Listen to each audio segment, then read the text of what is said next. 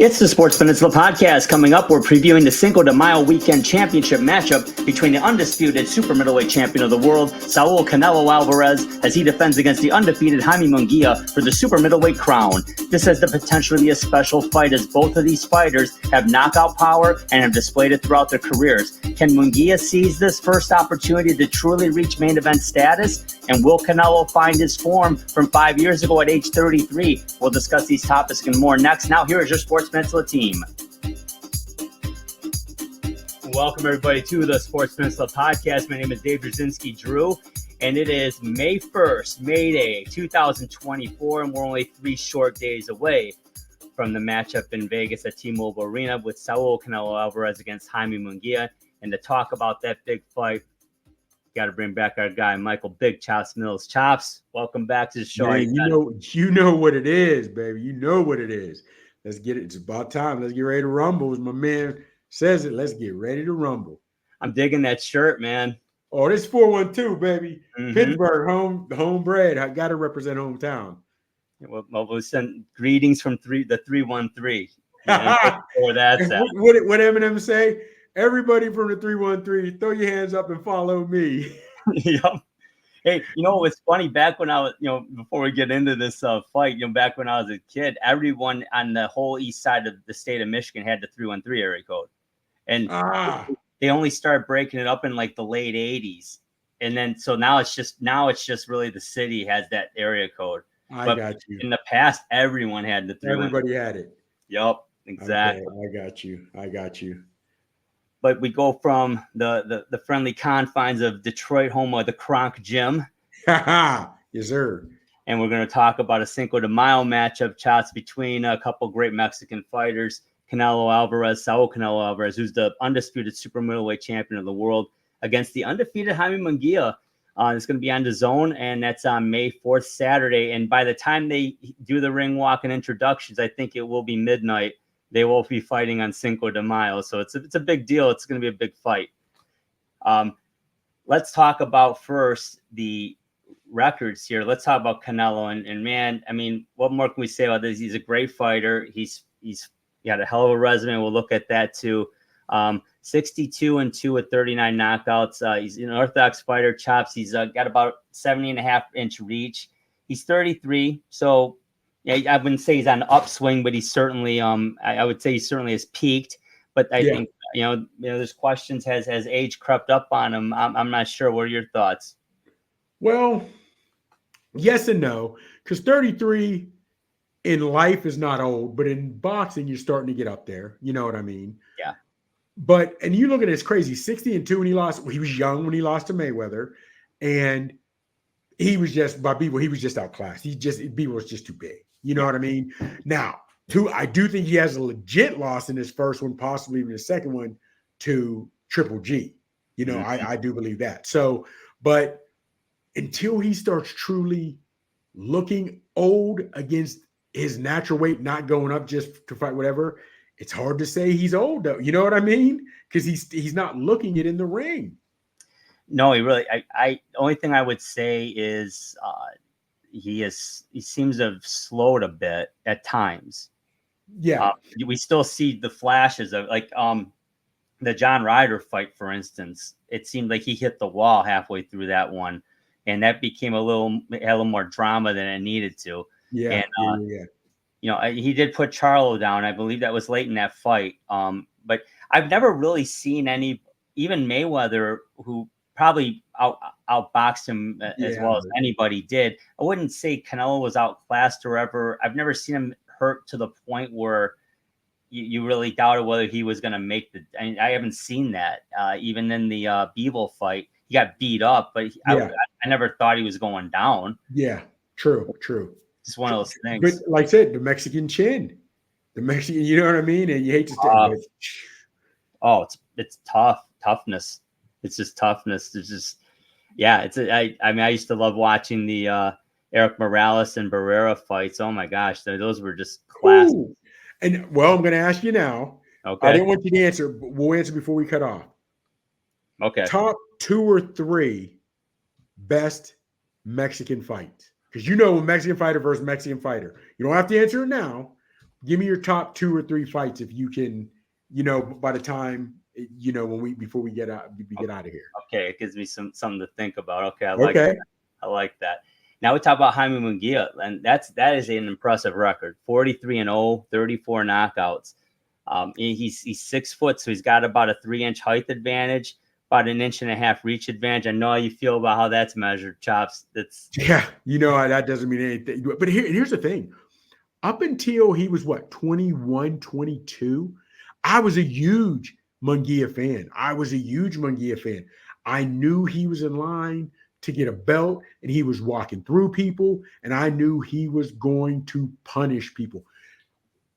And the only other boxer that has shocked me of how their trajectory went, and let me explain what I mean after I say it. If you remember Manimal, Jeremy Williams, he was light-skinned. He started off just killing cats, and I knew he was getting a belt, but for some reason, he just never got over that hump. He never, to me, became the boxer that I thought he would. But that showed the most dangerous word in the American history, in the history and language, potential. Yeah. The most dangerous word in a vocabulary is potential. Now, having said that, Jaime Munguia, I loved him, and I still like him. 43-0, and he's had what? He's taken a lot of criticism for not jumping up yet in fights. So he hasn't fought the upper echelon.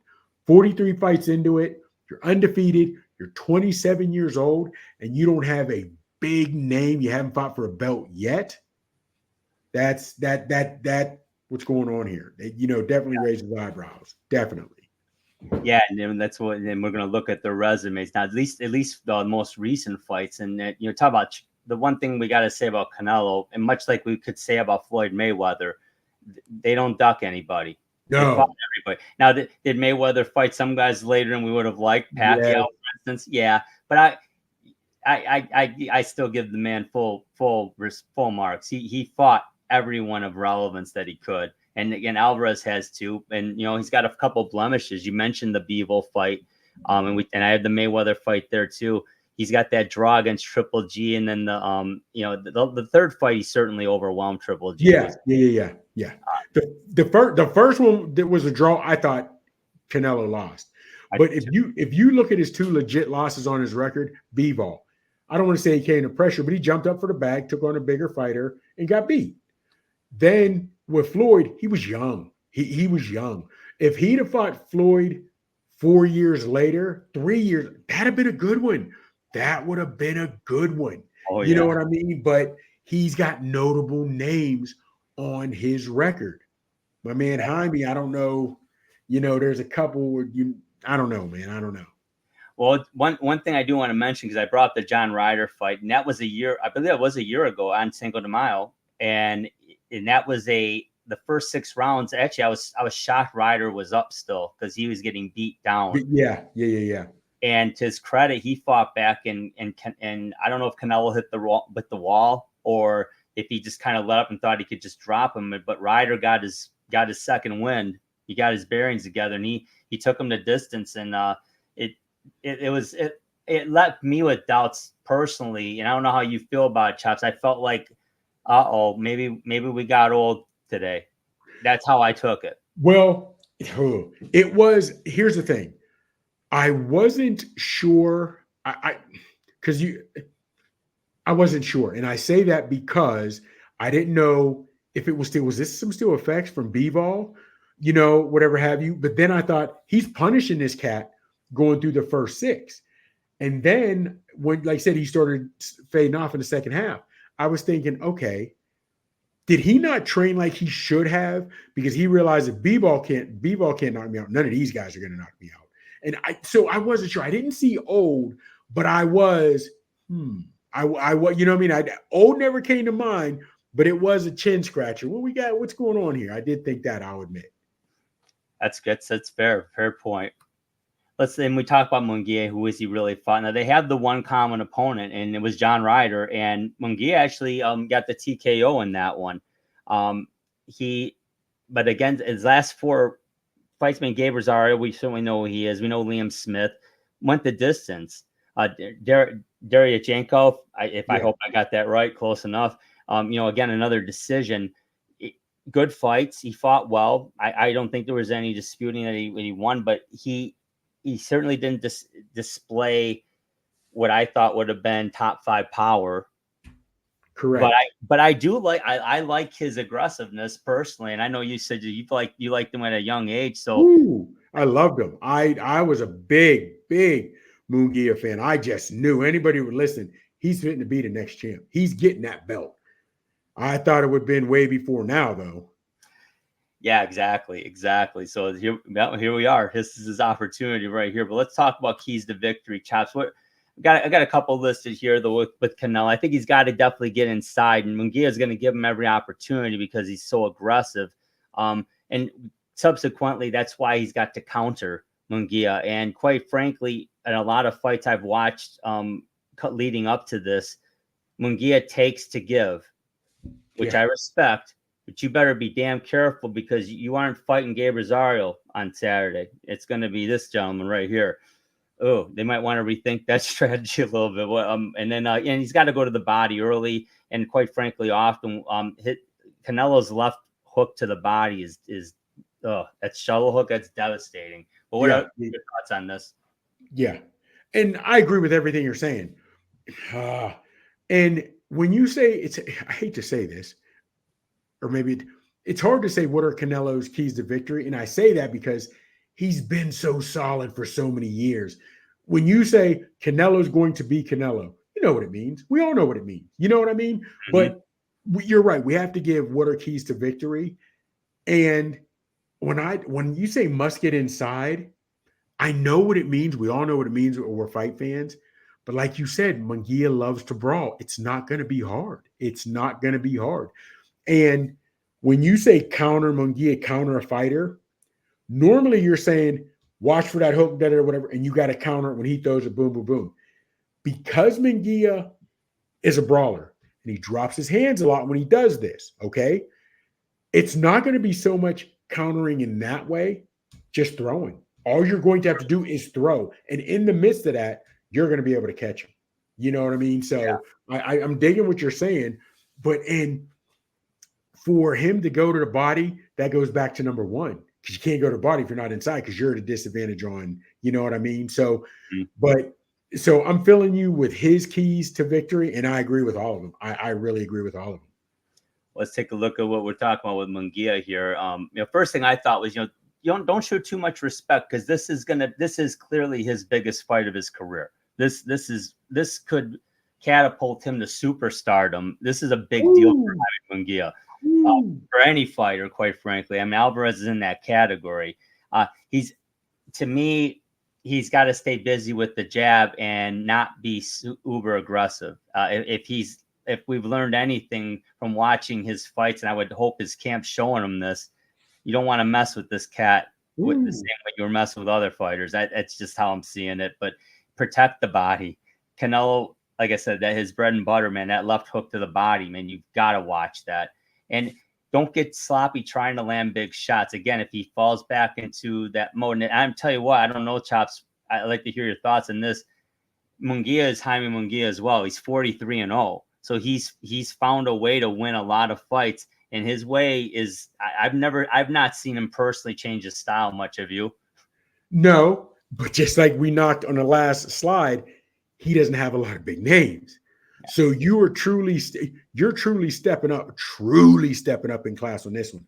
Okay, so you say don't show too much respect. I don't think he's going to, and I say that because he's 27, so he's not a young man in boxing anymore. He's a young man in life, but not a young guy in boxing. He's in his prime. So, and he's looking at a common opponent. I knocked him out. You went the distance with him, right? Now, number 3. He's going to believe I'm bigger. I'm going to come in heavier. I've got the reach. I believe I'm faster. He may be thinking he can do to Canelo what Bivol did.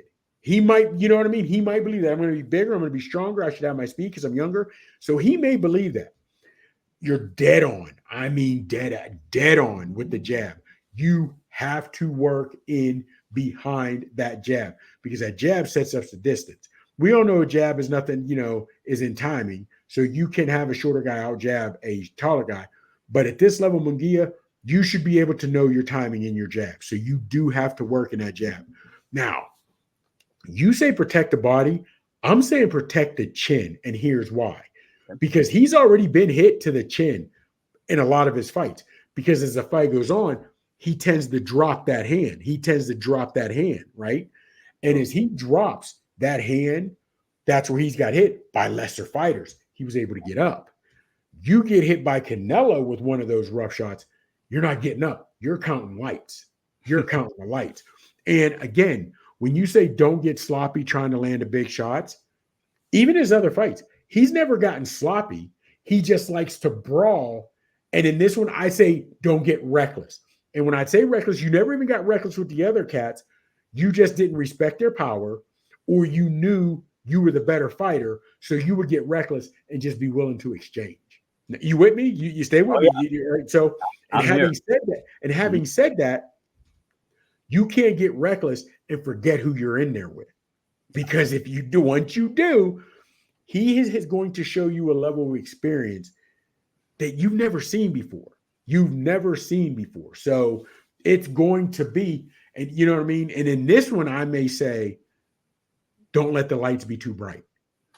Even on that aspect, because once you get in there and you hit Canelo with a heavy shot, because I got to believe, regardless of what Munguia thinks, he's not as strong as B-Ball. So no matter what you hit Canelo with, you've got to believe Canelo's still going to be there. You know what I mean? So how does Munguia do that? I'm hitting him with my best shot and he's still there. Hold on, I'm faster than him, but he's still hitting me with hooks. He's still hitting me with body shots. So don't get out of your game plan, but you have to tighten up your game plan, where against lesser fighters, a lackluster game plan or getting a sloppy game plan still worked, where you weren't up the task the whole time. This one's not going to be the same. Not going to be the same. Well, that leads us perfectly into the next, right here at the end of our show, predictions, Chops. How are you seeing this one shaking out? Honestly, if you tell me okay, let's say the fight's over. You haven't seen anything. And if we both stand in side by side and someone says, Munguia with the upset, it's going to be early and it'll be a knockout. And I say that because, and when I say early, within 5, because because within 5, you'll still be pretty fresh. And I say that because by 6th round on, Canelo's going to start getting that body. He's going to start getting that body. However, Munguia truly has a puncher's chance because he does throw with power and he's throwing all, you know what I mean? He throws and he likes to brawl. So I'm going with Canelo.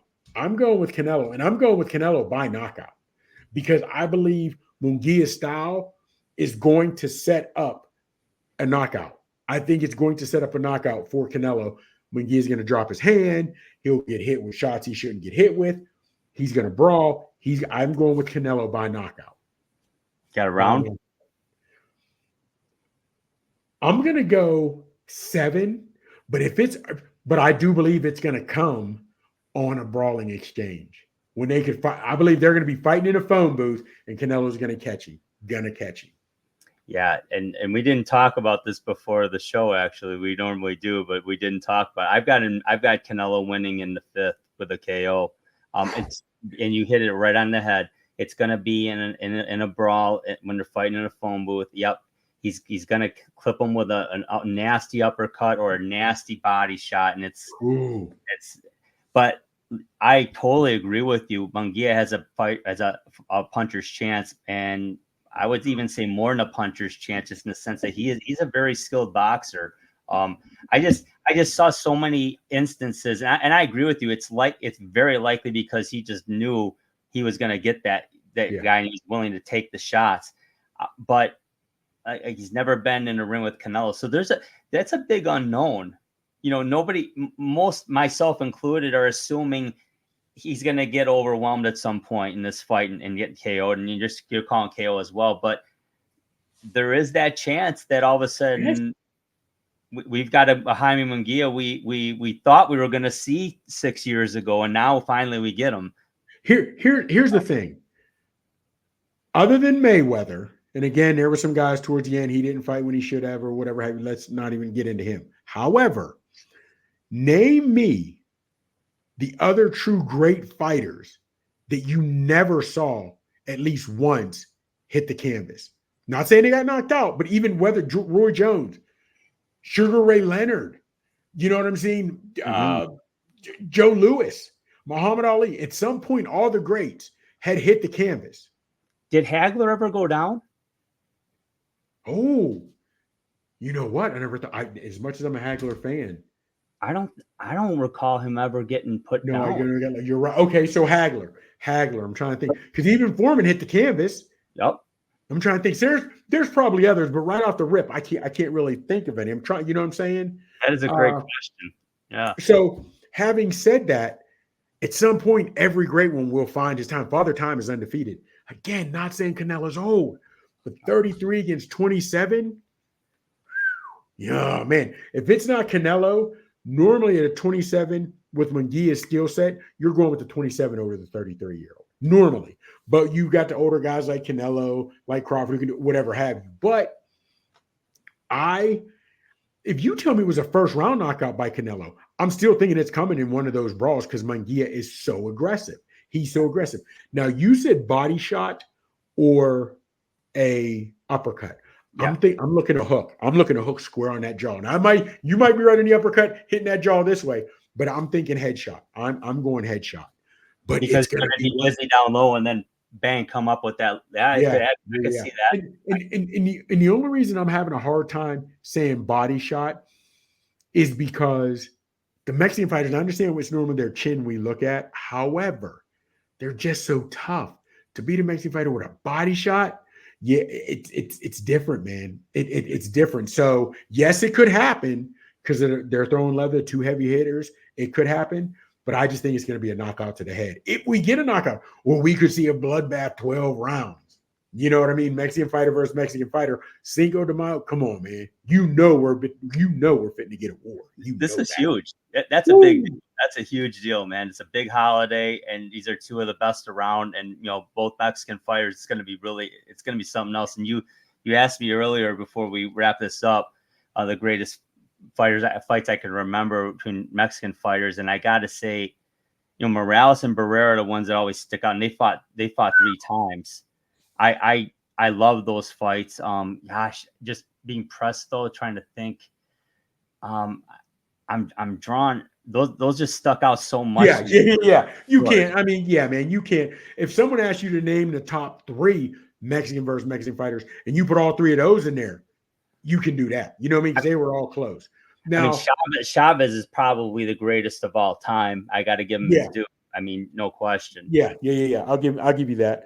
But I was thinking, remember, which wasn't long ago, a few years ago, Navarrete and Gonzalez. That was a good one. Yep. And Morales and Jose. Ooh, that was a yes, man. Rest in peace, Diego. Man, that was a good man. Now you talk about someone that left too soon. Oh man, that was tragic. Yeah, and real quick, when we talk about Jaime and Munguia's his body and the way he likes to brawl, he has a nice combination even in the middle of the ring where he goes body head or head body where he can switch up from the body to head pretty fast, and it's nice. Now again, it's not against Canelo competition, but he's capable of that. And if he just happens for half a moment to catch Canelo sleeping with that nice combination, I'd like to see how Canelo handles it. You know what I mean? We've never seen Canelo really hurt. You know what I mean? He was beat up, like I said, against Bivol, but he wasn't hurt. He was outboxed by Mayweather, but Mayweather was never really a knockout guy. He wasn't hurt. You know what I mean? I thought he was out. I thought he lost the first one against Triple G, but he wasn't hurt. You know what I mean? So if he gets hit with a younger guy who's got the speed and the power, if he gets hurt, how does he react? Neither guy's been ever knocked out. How does either one react, to be honest with you, if they get hurt? It's going to be a good one. Yes, it is. Can't wait to see it. So for Michael Big Shots Mills, my name is Drew. Thanks for watching, everybody. Don't forget to like the video. Hey, subscribe to the channel. Give you some content every week. Did a lot of draft coverage leading up into the NFL draft last month, and we're going to be doing a lot more boxing. And of course, we're always looking forward to the next NFL season and always looking for that sweet sign. So thank you again, everybody. Up top, I can't hear you. Oh, my bad, my bad. Hey, thanks for having me. Let me ask you this real quick, as you covered the draft pretty, intensely. Surprise pick. Anybody in the first round? Were you surprised with any pick in the first round? Oh, Penix without question. Yeah. But here's the thing, and real quick, think about this. And everybody's saying that because you just gave Cousins, you just dumped a Brinks truck in his backyard. Okay, I get that. I wonder if what happened to the Jets led them to pick Penix. And I asked that because remember the Jets, where everything was on Rodgers. Yep. He goes down, and you're back to the guy you had last year that you didn't love anyway. You know what I'm saying? So now he's 35, coming off of Achilles, right? If he goes down again or he's not playing well, at least you have a seasoned rookie. And I say seasoned because he's older than anybody else. You know what I mean? And your team is not, because they're on the come up. They have some talent. They got a decent defense. And I wonder if that's what played a part in that decision. Because to me, just giving Cousins guaranteed $100 million at 35, he's never won anything. One playoff win, that shocked me. But you're right. Penix is who I had too as a surprise draft, surprise pick. Yeah, and at the end of the day, I don't think it was unwise. I just think it was a big risk with a very high draft pick, and that kind of draft capital doesn't come around the corner. So, but it's not a bad pick. I like Michael Penix Jr. a lot. And you know what though? Here's my thing. Why I also liked it. Now he can sit. Remember, there was times we go back. We like football years and decades ago, where your first round quarterback was going to a terrible team. So you let him sit. They used to call it hold the clipboard. Watch the speed of the game, learn the speed of the game, get the X's and O's from the sideline. So when you go in, you're ready. I think a lot of these quarterbacks now are thrown to the wolves prematurely on a team that was already poor, even with a veteran quarterback the year before. Now you're throwing a rookie in and wonder why he can't win. I think this could be great for Penix if Cousins can get through the season. Hell, give him two. Rodgers sat behind Favre for a couple of years. Look how that turned out for him.